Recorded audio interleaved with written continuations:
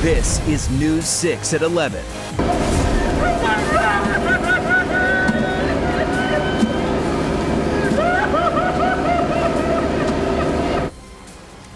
Tonight, a community in mourning coming together to remember and honor the lives of 50 people killed while just enjoying a night out at an Orlando nightclub, and the 53 others injured, some still fighting for their lives after the deadliest mass shooting in U.S. history. Good evening to you. I'm Eric Von Aken. I'm Matt Austin. And I'm Lisa Bell. Tonight we continue to get new information almost minute by minute. Here is the very latest. The FBI says Omar Mateen started shooting just after 2 this morning at the Pulse nightclub. Investigators say Mateen entered the crowded nightclub with an AR-15 assault rifle and started firing. Most people got out, but he managed to take hostages. 3 hours after the shooting began, a SWAT team entered the club.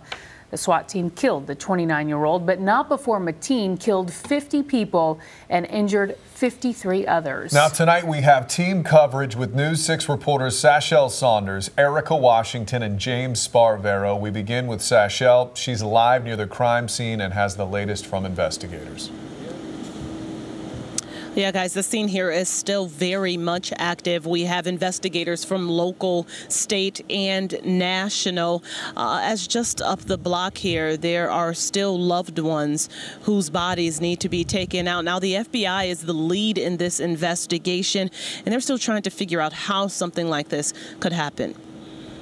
Police cars and unmarked vehicles travel back and forth from what is now the deadliest mass shooting in U.S. history. I was devastated. Tonight, a fence wraps around Ground Zero, a signal that investigators will spend days working through evidence, gathering clues. I'm standing here with you in the street, and it's just a surreal experience. Knowing that there's still people that I think they're still removing bodies from the building, so hard to fathom. The bodies of loved ones are slowly being removed. The governor, who spent part of the night on scene, declaring a state of emergency. State leaders quickly calling it an act of terrorism that likely could not have been prevented.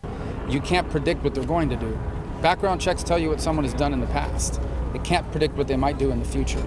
This is an individual that the FBI was aware of and looked into and monitored. Tales of survival. One picture of an officer involved in the shootout saved only by his helmet. Just 2 blocks away, families watch, hug, hold hands. One family on vacation felt too sick, could no longer celebrate.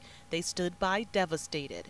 We went, but afterwards we came down here to see the spot, pay respect, say a prayer too for the families and the. Well, now, as mentioned, we can expect investigations to last here the entire night and then into the next several days. But we did hear tonight that we will not be getting any more updates unless something changes from Orlando police or from any of the investigators. They are just going to continue to work the scene here, as well as anyone who's headed to work in the morning should know that this area will be closed off, like I said, maybe for the next few days. Reporting live in Orlando, Sashel Saunders, News 6.